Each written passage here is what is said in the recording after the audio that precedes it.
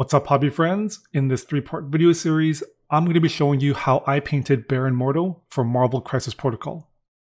In this video, I'm going to be showing you how I painted the green, his staff, and then the final airbrushing nuance I applied to the model, and then the weathering powders to finish up the base.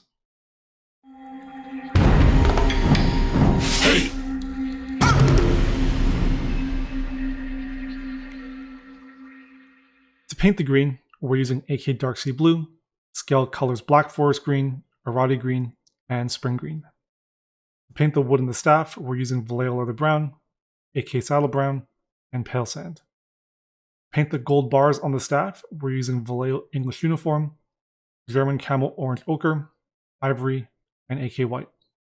We apply some final glazes with the airbrush using Vallejo Game Air's Hex Lichen and Scarlet Red. The weathering powders we're using are from Vallejo Pigments in a 50-50 mix with Burnt Umber and Dark Yellow Ochre. Paint the green on his vest, we're going to be using four colors: AK Dark Sea Blue, Scale Color Black Forest Green, Arati Green, and Spring Green. And all we're doing is we're starting with a base coat of a 50-50 of the blue and the green, and we're just highlighting with progressive coats. Going into pure Black Forest Green is probably the first step, and the jump between these two isn't too big. So you can go 50-50 base coat, highlight, and then you'll have to add some intermediary steps because the jump is quite big from here to here, and then similarly from here to here. We're going to reserve this for the brightest of highlights, probably just on the shoulders, the inside of his, well, quote-unquote inside, the front of his chest, as well as the top of the hips. We'll start with our 50-50 mix of the Dark Sea Blue and the Black Forest Green, and we'll apply a base coat over the entire vest. The reason that I mix in a bit of the Dark Sea Blue is because the blue has better coverage than Black Forest Green by itself. For whatever reason, Black Forest Green, despite being a fairly dark color, doesn't coat very nicely, very easily. And so I like mixing a little bit of the Dark Sea Blue to give it a more opaque quality, and this allows it to paint more easily as a base coat much more quickly. It also adds a nice bluish tone to the shadows that adds a little bit of extra richness and oomph. With our base coat done, we're jumping to pure Black Forest Green, and we're going to apply our first highlight. You can see that on top of the 50-50 blue-green mix that we have, the Black Forest Green already makes a very nice stark jump in value. So we're going to highlight the entire vest with this, leaving the 50-50 mix of blue-green only really visible in the recesses. And I'm not too concerned with any of the robe patterning or the hems, these recessed lines. They will need to be picked out afterwards. But right now what I want to do is maintain my consistent highlight, especially of the folds, as it passes over through these lines. And we'll keep highlighting by mixing in our Arati into our Black Forest Green and progressively highlighting brighter. Now it's up to you how bright you want to take this.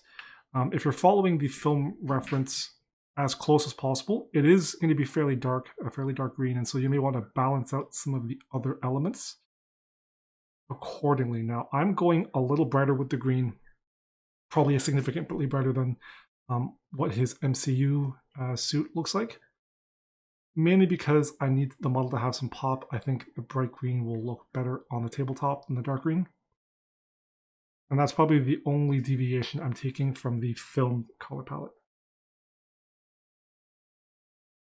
And we're just going to keep doing this, progressively working our way up, adding more and more Arati green until we arrive at pure Arati green for our highlights. And from pure Arati green, you guessed it, we start introducing Spring Green and continue highlighting. We can be much more selective with this highlight. We're really only focusing on edges of the vest, of the hems, and we're looking at the sharpest, topmost surfaces and planes to receive this super bright highlight. If you use too much of the Spring Green color, it is fairly pastel, so if you actually look at it, too much of it will actually desaturate your overall color. And I find that Arati green has a very rich green color to it, so we want to be minimal in our use of spring green. Otherwise, it'll end up being desaturated in pastel. But like, it's not a big deal. You can always go back in with glazes of your spring green to bring back some of that saturation. You could go back in with like a green ink or some sort of green glaze. Knock back a bit of the highlights, introduce some more saturation, or you can pick a different green. I like this recipe because I do lean pastel in my color palettes typically. I have been trying to be a little more saturated with my Marvel Crisis Protocol, but still some of that, I guess, personal style, personal preference sort of just keeps slipping in there, no matter what I do.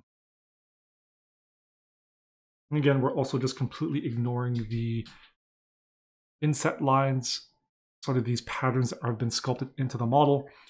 We'll go back in and refine those after we finish highlighting. At this point, we want consistent highlights across the folds of the fabric.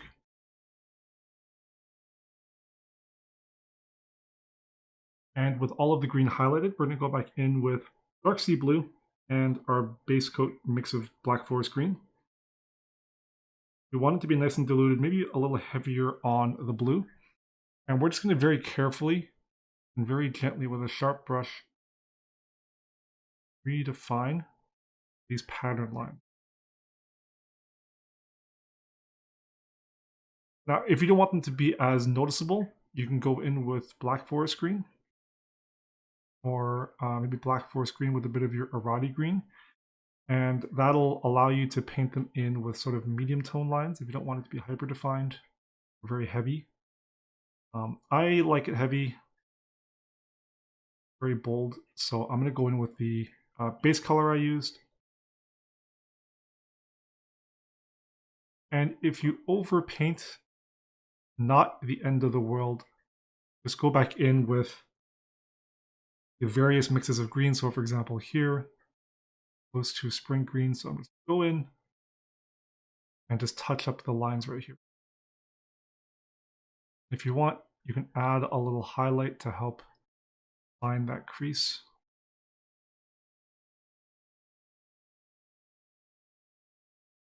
And we're going to do that for the entire model. So there's a lot of pattern lines here. So we're going to take our time and just go through and work each one using the blue-green mix to define it, and then going back in with our greens to touch up the lines and add a little bit of a highlight to it.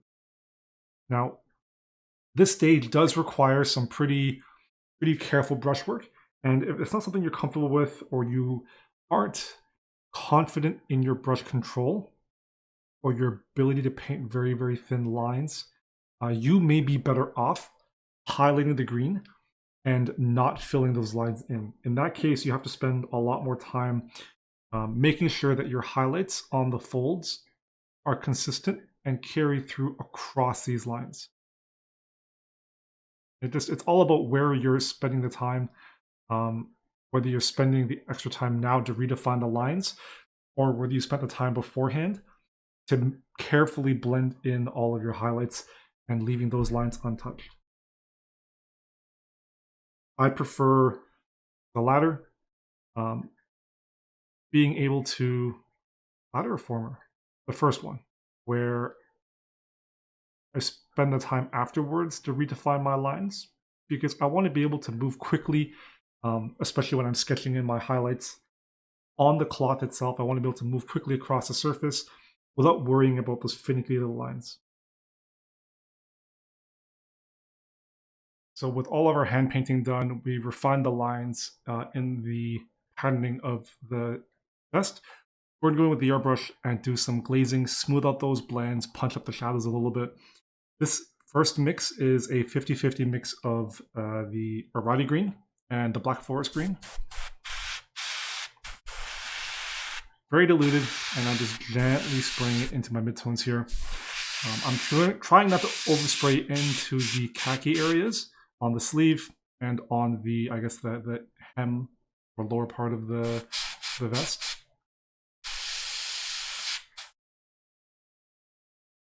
And I'm going to do it once more with a 50-50 mix of black forest green and dark sea blue. This, I'm concentrating in the heaviest of the shadows.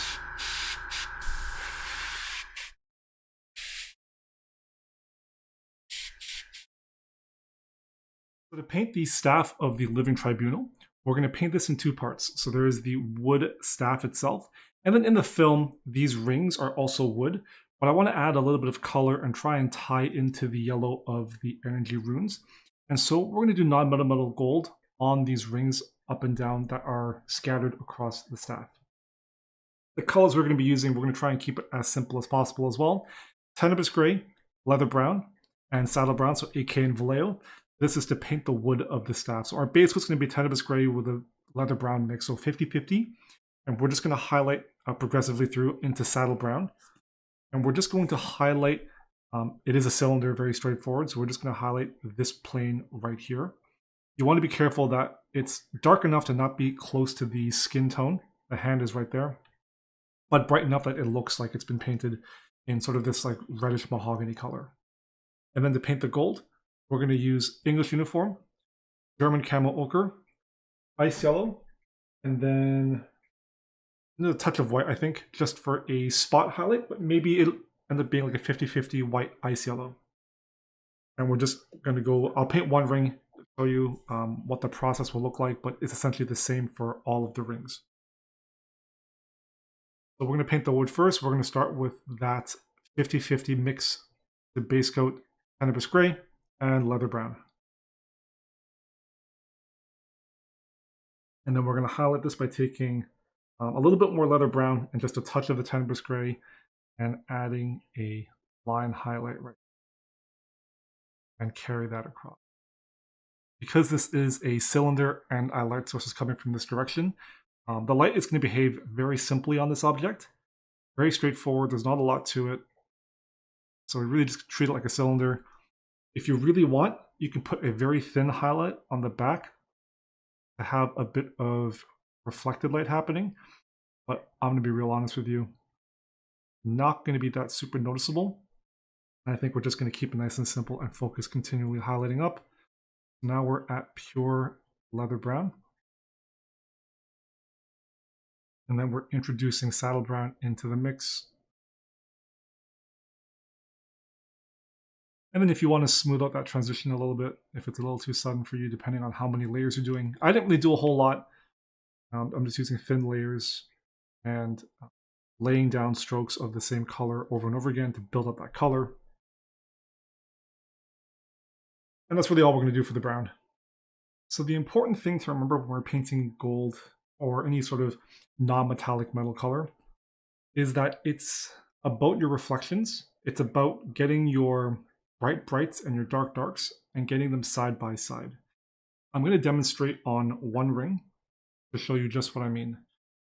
We're just going to pick this end piece right here and we're going to base coat with English Uniform. Make sure we get the side and we're just going to do it all the way around. And we're going to paint all of the rings in exactly the same way.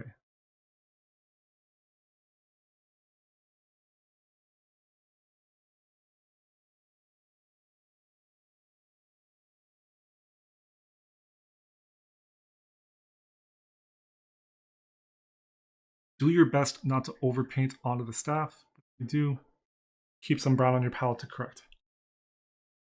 From here, we're going to take our German Camo Ochre. You can go pure. You can do a couple of steps if you want. Honestly, on something this small and tiny, there's no reason to really fuss about smooth blends. And I'm going to make some highlights with the brush traveling in the direction of the staff. As I build up the color, it's sort of simulating the bands of highlight happening across. And I will add a sharp line on the back as a reflected light.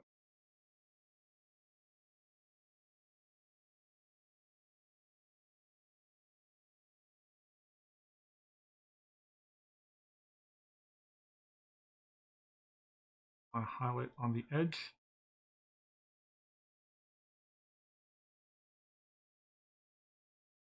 And I'll do the same for the inner edge as well. Now you can probably skip doing this edge highlight if you don't feel confident in your ability to lay down a super thin brushstroke. But I find that doing that edge highlight on both sides really adds a layer of detail and depth to the piece. This feels extra polished.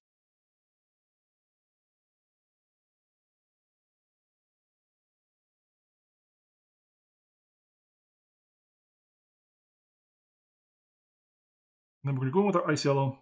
We're going to mix it in 50-50 with our German camo ochre. And we're going to do the same thing.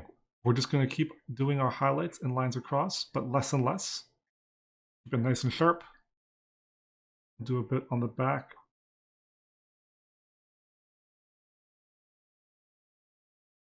Then we'll add more to the edge. But you don't need to go all the way around now. So now we sort of fade it out from our highlight line. And this highlight line across on both sides, it needs to match the highlight line that you place across the staff. You need to be consistent.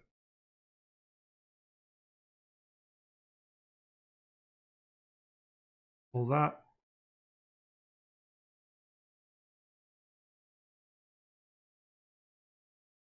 And then we go pure ice yellow and do the same thing, even thinner.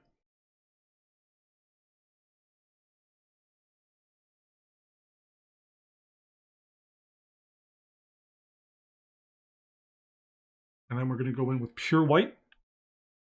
Very sharp line right in the center.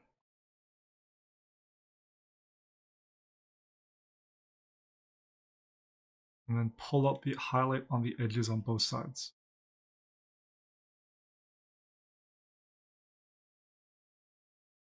Because reflected light is always darker than the main light source, this reflection should be darker than this one because whatever light is coming from behind and reflecting onto the staff is of a weaker source than the main light source, which is the sun. And so this highlight, because it's reflecting a weaker light source, is going to be weaker than the front, which is reflecting a stronger light source. I'm sort of thrashing my hand around trying to point at and highlight imaginary light sources. Hopefully you get the picture. So we're just going to do that across all of the different bands of the staff. Now, again, if you don't feel comfortable doing line highlights or edge highlights like this, you could just paint them gold all the way around and just do the highlighting. Or if you want to keep the staff wood like in the film, just keep progressing through the saddle brown and highlight these bands a little brighter, and then go back in with tenebrous gray and refine these edges in between the wood and the band. Because I will be highlighting and painting them in gold, I don't need to do that tenebrous gray black lining in between. So with everything painted on the Mordo miniature, we're going to go back in and do a final nuance pass, and we're using Hex Lichen for this. Game Air color, and this is something that I use consistently across all the models in my Marvel collection. It's a way that I introduce a color that helps unify or carries across a wide variety of color palettes. And one of the challenges of having an eclectic collection like Marvel, where every miniature has its own color scheme, its own color palette, is trying to create some sort of unity across a force. And one way, the easiest way, of course, is to have the basing match. But of course, you're going to have models on top that could potentially have very, very different color schemes, right? You might have one color like Mordo who is predominantly green with a bit of yellow and white, but beside Clea, who is a lot of purples, beside Baron Voodoo, who might be a lot more earthy browns and blacks, maybe a hint of green to tie it in.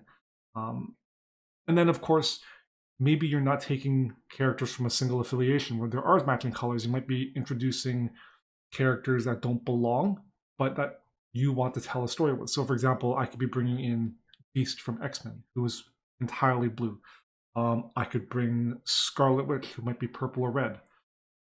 Quicksilver, who is like a blue, baby blue white, right? So you need to find ways to try and carry colors across that help tie everything together. And one way I do this is by using this color in all of my nuancing.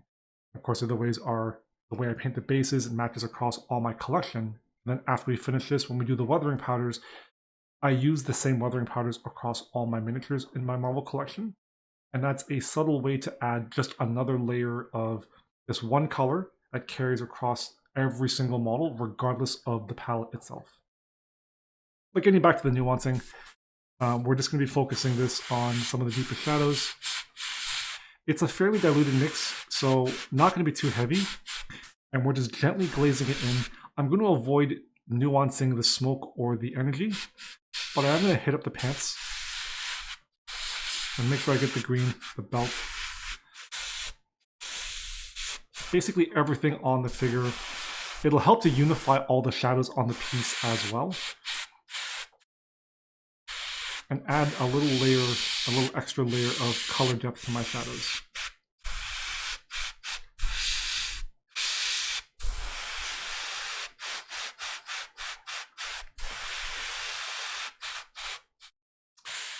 The final step on this miniature, now that everything is painted, is to apply the weathering powders.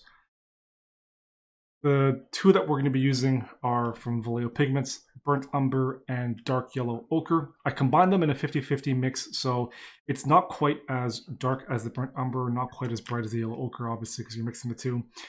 But it carries a nice sort of yellowish red quality without being overly rich in color. That's a good way to put it.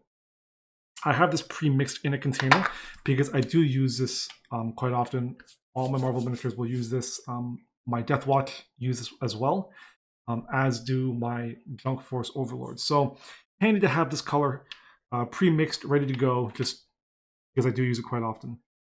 Old brush, and we're just going to apply it to the base, focusing on the crevices, base of the smoke, and some of the cracks in the stone. You want to avoid going too heavy with this, especially at the start.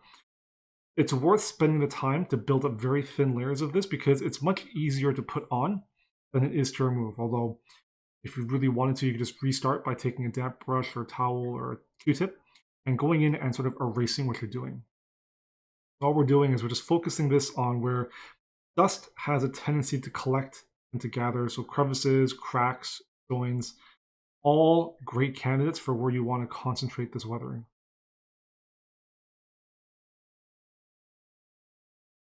And then if the model had a foot or an appendage or something that was touching the base, maybe I might put some of the weathering powders up top on the model as well to connect the model to the base and to the environment around. A little heavy on this terracotta, so I'm just going to use my finger, wipe that off, and then let it dry while I apply this to other places.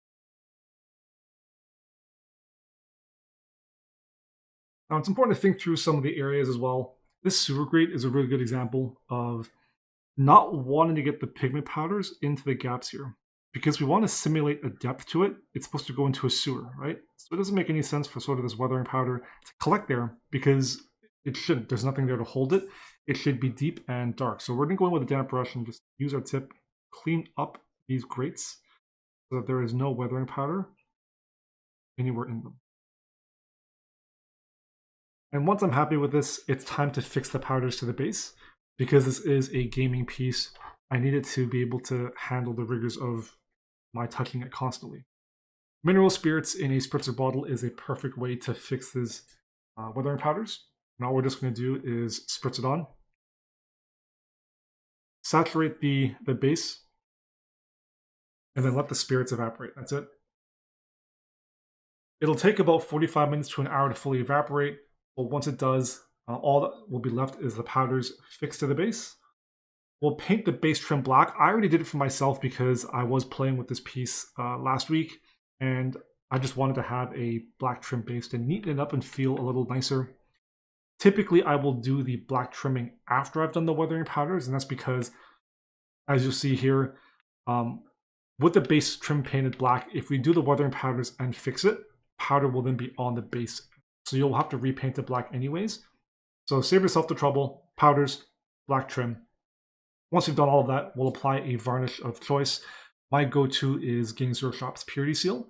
It's a nice combination of durability, but also a very nice matte finish that isn't too flat. I don't like using their new Minotaurum spray. That has a bit of a satin gloss to it.